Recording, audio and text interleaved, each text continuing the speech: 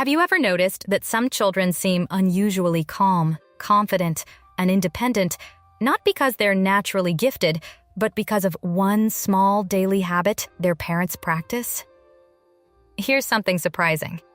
In many Russian families, parents spend just 10 intentional minutes a day connecting with their child in a very specific way.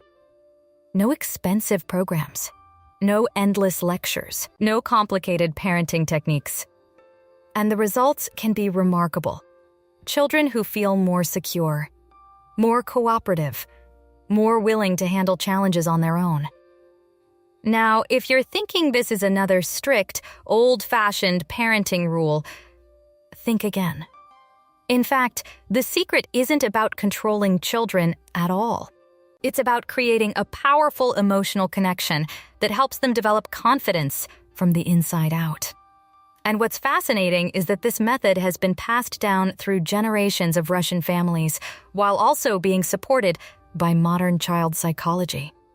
So, what exactly happens during those 10 minutes? And why do so many parents overlook something so simple? Let's explore the Russian parenting philosophy behind it and how you can start using it with your own child today. To understand why these 10 minutes matter so much, we need to understand a Russian idea called vospitanie, pronounced vospitanie. In English, we often translate it as upbringing, but that doesn't capture the full meaning. Vospitanie is the belief that parenting isn't just about managing behavior. It's about gradually shaping a child's character, responsibility, emotional strength, and connection to others. This idea became especially important in Russian culture because families often relied heavily on each other during difficult periods of history. Children were expected to become capable members of the family and community, not just successful individuals. That's where the famous babushka method comes in. Babushka means grandmother. Russian grandparents traditionally spend a great deal of time talking with children, involving them in daily life, and treating them as valued participants in the family. Here's the interesting part. In many Western parenting conversations, the focus is often child-centered. What does my child want right now? In the Russian tradition, the question is slightly different. How do I help my child become the person they're capable of becoming? Neither approach is inherently right or wrong.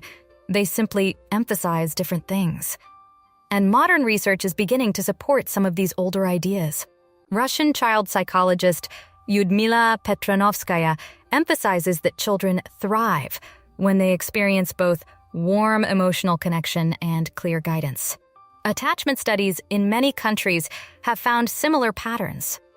Think about it this way. A child who feels deeply connected to a parent is often more willing to cooperate, take healthy risks, and recover from setbacks. That's why those daily 10 minutes aren't treated as a reward in many Russian families. They're treated as essential emotional nourishment. Here's what many parents get wrong. When children misbehave, we often focus on fixing the behavior immediately. Russian parenting traditions often start somewhere else. They focus on strengthening the relationship first. In the philosophy of vospitanie, a child learns best from an adult they feel emotionally connected to. That means spending time together isn't a luxury. It's part of the teaching process. During those daily 10 minutes, Russian parents often give their child complete attention. No phones, no multitasking, no constant correcting. Just genuine presence. Why does this work? Modern attachment research suggests that children who regularly experience focused attention from caregivers develop stronger emotional security. And emotionally secure children are often more cooperative because they don't have to constantly seek reassurance. A Russian parent might spend those 10 minutes helping prepare dinner, walking outside, or simply talking about the day. Nothing dramatic. That's the point. The magic isn't in the activity, it's in the connection. Western parents often feel pressure to create memorable experiences. Russian families frequently focus on creating meaningful everyday moments instead. And surprisingly, children usually remember those simple moments most. Let's challenge another common assumption. Many people assume Russian parenting is based on strictness, but traditional Russian parenting isn't primarily about being harsh. It's about being calm, predictable, and consistent. Russian parents often communicate expectations with a steady voice rather than repeated warnings. Imagine a child refusing to put away toys. Instead of negotiating for 20 minutes or escalating into shouting, a parent calmly repeats the expectation and follows through consistently.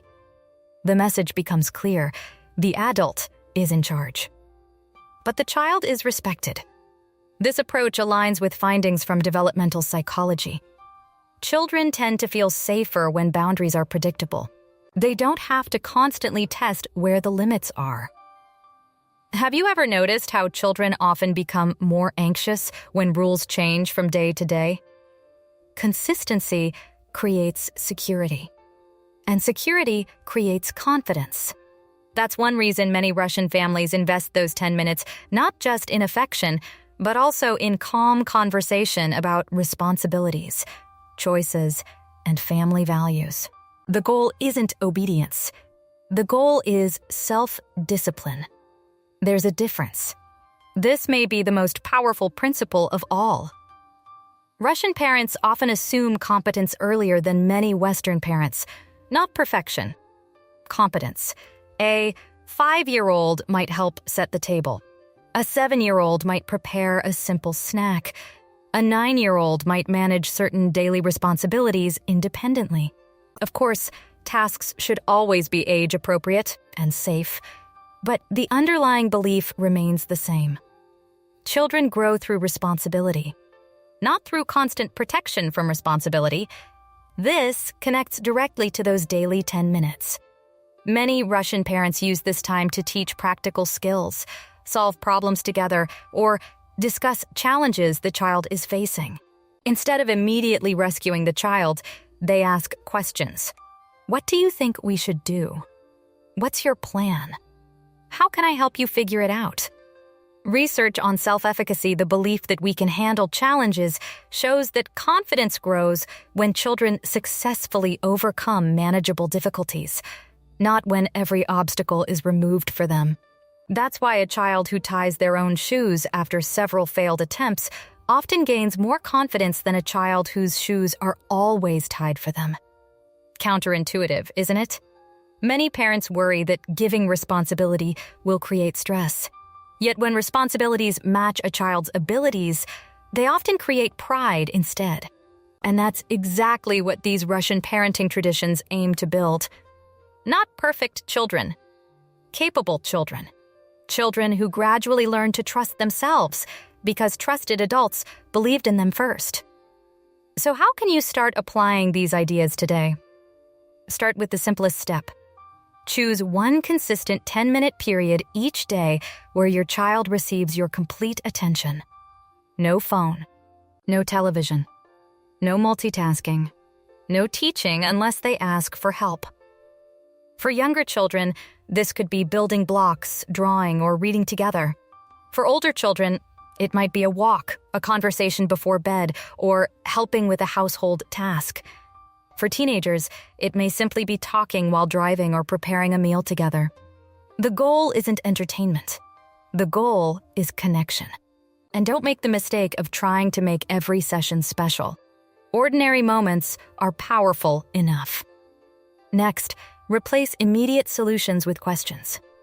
The next time your child faces a challenge, resist the urge to immediately provide the answer. Instead, ask, "What do you think would help? What are your options? What's the first step?" Children learn problem solving by practicing it, not by watching adults do it for them. Of course, younger children need more guidance, and safety always comes first. But even small decisions help build confidence. Support teaches. Rescue often prevents learning. Another powerful step is giving your child one new responsibility this week. A preschooler might water plants. An elementary-aged child might organize their school bag. An older child might prepare part of breakfast. A teenager could help plan family errands or manage a weekly task. The key is consistency. Don't take the responsibility back at the first mistake. Mistakes are part of learning. Russian parenting traditions often view mistakes as teachers rather than failures.